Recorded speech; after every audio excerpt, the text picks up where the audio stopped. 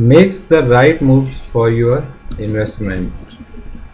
NJ Mass Mutual Fund Automated Portfolio Rebalancing System. दोस्तों NJ Mass एक बेहतरीन product है.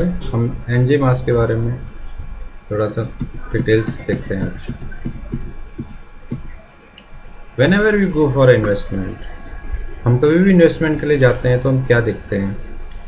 बहुत सारे पैरामीटर होते हैं जो हम देखते हैं. हम देखते हैं कि रिटर्न हमें कितना मिलेगा. सबसे ज़्यादा मोस्ट इम्पोर्टेंट यही रहता है कि हमारे दिमाग में कि रिटर्न क्या रहेगा. उसके बाद हमें रहता है रिस्क वोलेटिलिटी रहती है कि कितना रिस्क है इसमें. हम वो देखते हैं कभी भी इन्वेस्टमेंट के लिए जाते हैं तो. वोलेटिलिटी देखते हैं कि कितना ऊपर नीचे हो रहा है इस पर. ये चीज़ भी देखते हैं कि कितना डाउन जा रहा है या अप जा रहा, ये चीज़ देखते हैं. सेफ्टी ऑफ कैपिटल, हम अब ये भी देखते हैं कि हमारा कैपिटल सेफ रहेगा या नहीं रहेगा, ये कितना रिस्क है उसमें. लिक्विडिटी भी हम देखते हैं कि कैश फ्लो, यानी कि हमें ज़रूरत पड़ी कैश की तो हम उस कैश को निकाल सकते हैं या नहीं निकाल सकते हैं. और टैक्स एफिशिएंसी देखते हैं हम लोग कि इसमें टैक्स हमारा सेव हो रहा या हमें जो रिटर्न मिल रहा है उस पर कितना टैक्स लगेगा या नहीं लगेगा, ये चीज़ देखते हैं. कभी भी हम इन्वेस्टर के लिए जाते हैं तो ये फैक्टर मोस्ट इम्पोर्टेंट होते हैं. कुछ इन्वेस्टमेंट ऑप्शन है हमारे पास, जैसे कि सभी लोग करते हैं. बैंक एफडी है, आरडी है, डेप्ट फंड है. कई लोग गोल्ड पे इन्वेस्टमेंट करते हैं और कई लोग स्टॉक में लेते हैं म्यूचुअल फंड के थ्रू. आइए देखते हैं कि ये जो हमने ऊपर के फैक्टर बताए थे, उन फैक्टर्स के अंदर ये चीज़ कितने खरे उतरते हैं. या डेप्ट में देखते हैं या एफडी में देखते हैं, रिटर्न का एवरेज 7% के करीब रहता है, 7-8%. रिस्क लो है उस पर.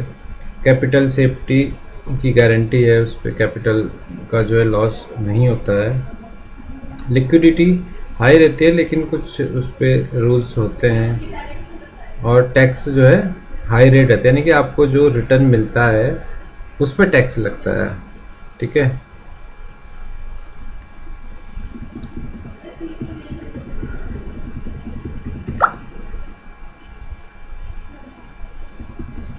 अभी गोल्ड देखते हैं. गोल्ड में रिटर्न तो हमारा जो महंगाई दर है, इन्फ्लेशन, उसके बराबर रहता है. यानी कि जो कभी भी हम इन्वेस्ट के लिए जाते हैं तो हम ये चीज़ मोस्ट इम्पोर्टेंट फैक्टर होता है कि जो महंगाई दर है उसको हम मात दें. यानी कि जैसे महंगाई दर तो हमेशा बढ़ती रहती है, अगर हम महंगाई दर, इन्फ्लेशन रेट को बीट नहीं करेंगे तो फिर हमारे इन्वेस्टमेंट का कोई फ़ायदा नहीं है. अगर महंगाई दर हमारी 68% है और अगर हमें रिटर्न मिल रहा है 6%, यानी 7%, 5%, तो फिर क्या फ़ायदा. वो जो 1-2% का गैप में तो बहुत ज़्यादा हो जाएगा.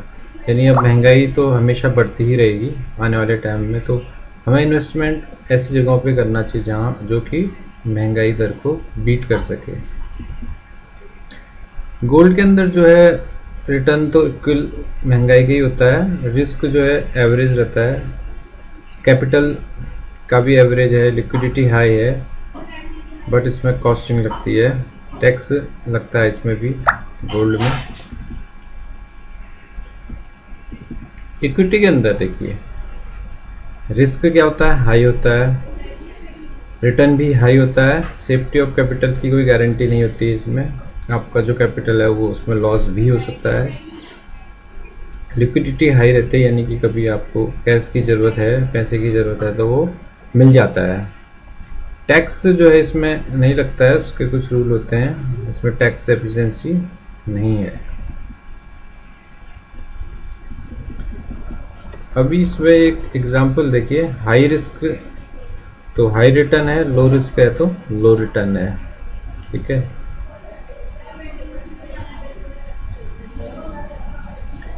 Investment are basically trade off between risk and returns. Low risk रहेगा तो लो रिटर्न, हाई रिस्क रहेगा तो हाई रिटर्न रहेगा. What if we had an option of getting high return with a low risk? अगर हमारे पास ऐसा कोई option मिल जाए जिसमें कि रिस्क बहुत कम है और रिटर्न बहुत हाई है तो कैसा रहेगा. Let's start with the help of example. We understood in the help of example. Let's say Two investors invested 1 lakh, Mr. X and Mr. Y. Mr. X invested in a Nifty 50 and Mr. Y invested in a equity debt with a mutual fund schemes.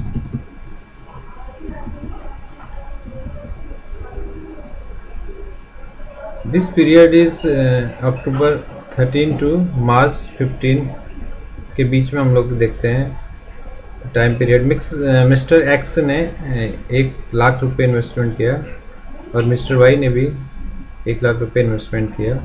जो इस बीच का जो return है वो mister x का है 54.4 के हिसाब से 1,54,000 बना।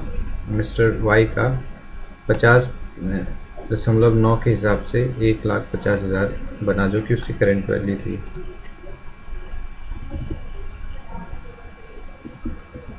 अब क्या होता है कि मार्केट गिरती है। मेन ट्विस्ट अभी आता है कि मार्केट गिरती है, क्योंकि मार्केट का गिरना और उठना दैट इज हिज नेचर होता है, उसका नेचर है वो। तो मार्केट गिरती है आपका 7,346 से 5,833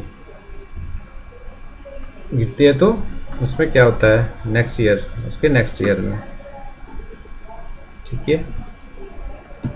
अभी मिस्टर एक्स और मिस्टर वाई का ही एग्जांपल है। जो मार्केट गिरी उसमें जो इसको उस ईयर पर्टिकुलरली एक्स को जो रिटर्न मिला है -20.6 और मिस्टर वाई को जो रिटर्न यह है -2.3, जबकि मार्केट 2000 अंक से ज़्यादा गिरी। इसके बावजूद भी इसकी जो बेसिक वैल्यू थी वो पैसे की वो 1,22,000 रह जाती है और मिस्टर वाई की 1,48,000 वैल्यू रह जाती है, जो कि यहाँ पर ये इनका था 1,54,000 और 1,50,000 जो कि इसकी वैल्यू यहाँ पे मार्केट गिरती है तो इतनी रह जाती है। अभी very next year again market हमारी ऊपर जाती है 5,800 से वो 6,800 तक पहुंच जाती है, यानी 1,000 रुपये ऊपर जाती है। तो मिस्टर एक्स का रिटर्न जो है 21.4 है और मिस्टर वाई का 21% मिलता है। मिस्टर एक्स की जो करंट वैल्यू हो जाती है 1,48,000 हो जाती है और मिस्टर वाई की हो जाती है 1,78,000 1,78,397 रुपीज़ उस इन्वेस्टमेंट की वैल्यू रह जाती है। मिस्टर वाई ने मिस्टर एक्स के कंपेयर में जो रिटर्न मिला वो हाई मिला है। देखिए, mister Y made a high return as equity and डेब्ट allocation cap changing along with the market. 30% high return with a lower risk, क्योंकि मिस्टर वाई ने गेन किया। अब मिस्टर वाई ने कहाँ इन्वेस्टमेंट किया होगा, लेट्स सी। मिस्टर वाई ने इन्वेस्टमेंट किया एनजे मास के अंदर। अभी ये ग्राफ दिया है, rise lower to market but fall lower during the market fall. ये दिया गया है दिसंबर 2013 से 2020 जून तक का मार्केट फॉल हुआ, अप डाउन चलता रहा है। 2020 में कोविड के टाइम पे ये मार्केट डाउन हुआ था, ये 2014-15 में हुआ था। देखिए, mister Y invested in the MARS. Mister Y ने मास में इन्वेस्टमेंट किया है। Make the right moves for your investment. NJ MARS, what is, let's see something about NJ MARS. NJ MARS क्या है हम देखते हैं। What is the MARS? MARS is the mutual fund automatic rebalancing system. इसके नाम से ही पता चलता है कि जो ये म्यूचुअल फंड है, एक तो ये ऑटोमेटेड है और ऑटोमेटिक अपने आप को रिबैलेंस करता है। यानी कि इसको अगर सरल भाषा में समझे तो जैसे हमारी मार्केट हाई रहती है तो उस टाइम इक्विटी का पोर्शन कम, डेप्ट का ज़्यादा हो जाता है। अगर मार्केट लो रहती है तो हमारे इक्विटी हाई हो जाती है और हमारा डेप्ट कम हो जाता है। तो ये अपने आप को रिबैलेंस करता रहता है अकॉर्डिंग टू द मार्केट। अभी किसी को पता नहीं होता ना कि मार्केट कब डाउन होगा, कब ऊपर होगा। ये तो कोई भी नहीं बता सकता है कि मार्केट ऊपर कब जाएगा या कब नीचे जाएगा। It allocate your money between equity and debt based on the market valuation and investment in top performing equity mutual fund के अंदर जो है ये रिबैलेंस करके जो भी परफॉर्म बेस्ट कर रहे होंगे उस पे ये आपका पैसा इन्वेस्टमेंट करते हैं. ये प्रोसेस ऑटोमेटिक होती है. The asset allocation in MAS receive in a half yearly basis while the scheme rebalancing is done once a year. जो ये रिबैलेंसिंग होती है वो एवरी ईयर 2 बार होती है, हाफ ईयरली होती है. How was MAS able to do this? ये MAS जो है ये कैसे ये करता है काम? MAS use a research model to find out correct allocation to equity based on the current valuation. So if market are expensive, MAS will allocate less amount of equity, and if the market is cheap, then the equity allocation will go up. ये मैंने अभी बता रहा था जो थोड़ी देर पहले कि मार्केट डाउन होती है तो इक्विटी ज़्यादा होती है और मार्केट लो होती है तो इक्विटी ज़्यादा हो जाती है. So sound so easy but it is easier said than. Mass asset allocation timeline ये दिया गया कुछ जो 2013 से 2020 का टाइमलाइन है कि किस टाइम में मार्केट ऊपर नीचे था और एसेट एलोकेशन हुआ, किस पोर्शन को कितना कम या ज़्यादा किया गया, इक्विटी कितने में ज़्यादा थी, डेप्ट कहाँ पर ज़्यादा रही, निफ्टी 50 में ये सब हमारा सूचकांक है इस पे दिया गया सारा कि कब कब एसेट एलोकेशन हुआ था. मंथली एसेट एलोकेशन टाइमलाइन है, किस किस महीने में इक्विटी में कितना पोर्शन था और डेप्ट में कितना पोर्शन था. इस depend on market. How does mass fit in investment parameter? जो कि मैंने स्टार्टिंग में एक पैरामीटर बताए थे, उस पैरामीटर के अंदर हमारा एनजे मास का पैरामीटर क्या क्या हैं ये देखिए. रिटर्न में हाई है, रिस्क और वोलेटिलिटी लो है due to rebalancing portfolio volatility is low. Safety of capital, low risk of loss of capital if invested for 3 year and above. अगर हम 3 साल से ऊपर इन्वेस्टमेंट कर लेते हैं तो सेफ्टी ऑफ कैपिटल जो है हमारी रहती है, हमारे लॉस ऑफ कैपिटल के चांसेस बहुत कम हो जाते हैं या ख़त्म हो जाते हैं 3 साल से ऊपर हम एनजे मास्क में जाते हैं. लिक्विडिटी हाई है, आप अपना पैसा है कभी भी निकाल सकते हैं, विद इन 2-3 डेज आपका पैसा अकाउंट पे आ जाता है. टैक्स एफिशिएंसी नो ही है, टैक्स नहीं लगता.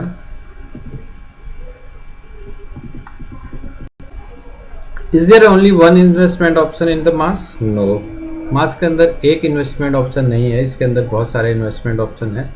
इस डिपेंड ऑन द कस्टमर पे डिपेंड करता है कि वो कितना रिस्क लेना चाहता है, कितना लेना चाहता है. इसके अंदर बहुत सारे पोर्टफोलियो बनाए गए हैं, उसके हिसाब से हम इन्वेस्टमेंट कर सकते हैं. MARS portfolio are available in 2 types. DDA dynamic asset allocation portfolio. Asset allocation is the portfolio change with the market valuation. Market के वैल्यूएशन के हिसाब से इसमें डीडीए के जो ऑप्शन है उसके अंदर पोर्टफोलियो बनाया जाता है. दूसरा है फिक्स एसेट एलोकेशन, यानी कि इस पे फिक्स एसेट एलोकेशन रहता है.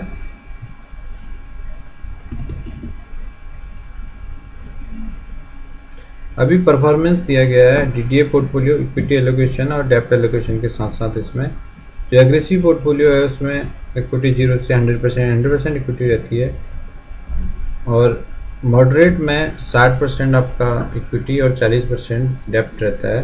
कंजर्वेटिव में 30% इक्विटी और 70% हमारा डेप्ट रहता है. लो रिस्क प्रोफाइल है कंजर्वेटिव, मॉडरेट जो है मीडियम होता है और एग्रेसिव जो है हाई रिटर्न के साथ हाई रिस्क रहता है. 3 type portfolio are available to choose the dynamic asset allocation. Example, if asset allocation is aggressive portfolio in 80% equity allocation in moderate portfolio will be 48 and in conservative will be 24%. ये जो NJ MARS के अंदर अभी बात कर रहे थे कि बहुत सारे पोर्टफोलियो होते हैं. 14 portfolio are available with fix asset allocation scheme. These portfolio are rebalancing once a year. इसके अंदर देखिए बहुत सारे balance portfolio, SIP, aggressive portfolio, E100, E90, जिसमें कि इक्विटी और डेप्ट का कॉम्बिनेशन रहता है। ये सारा इस पोर्टफोलियो के अंदर है। परफॉर्मेंस और डीडी एग्रेसिव की परफॉर्मेंस है लास्ट 12 मंथ के अंदर, 24 मंथ 36, अगर हम 5 साल में देखिए 8%, 13%, और जो एवरेज इक्विटी ऑप्शन है 47।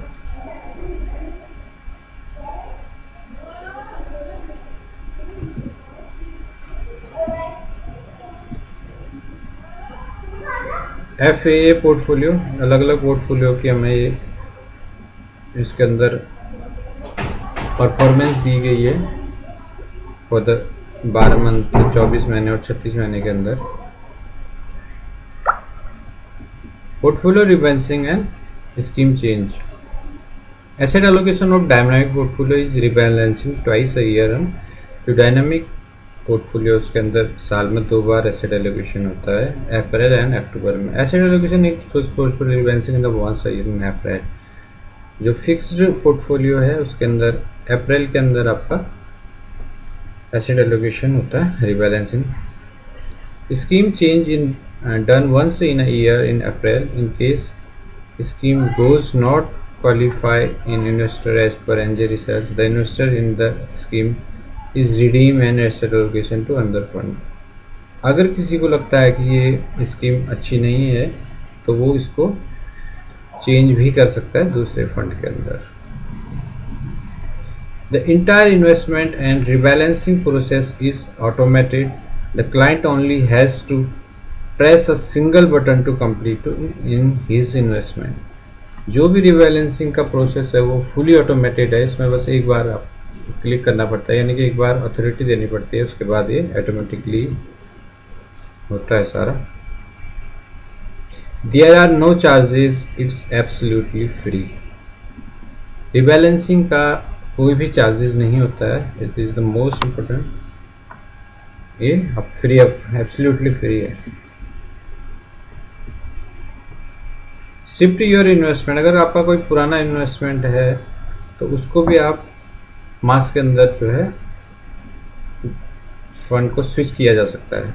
Equity investment with much lower risk, multiple portfolio available as per investment risk profile, fully automated, only one click required, better risk adjustment return, money invested in better performing scheme at all a time, all this at no extra cost।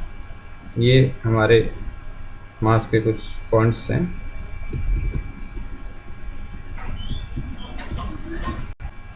Thank you so much for watching this.